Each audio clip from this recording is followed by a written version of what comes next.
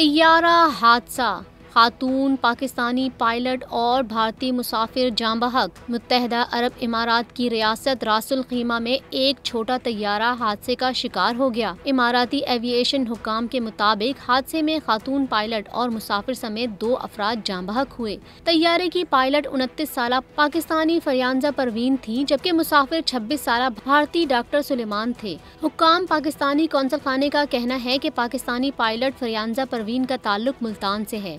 Pakistani pilot की मैयत गुज़िश्ता रात पाकिस्तान रवाना की गई थी। हादसे का शिकार होने वाला तैयारा प्राइवेट सयाहती एविएशन क्लब का था। इमारती एविएशन हुक्काम का कहना है कि तैयारा सयाहती मकासद के लिए इस्तेमाल किया जाता था और समंदर में गिरकर तबाह हुआ है।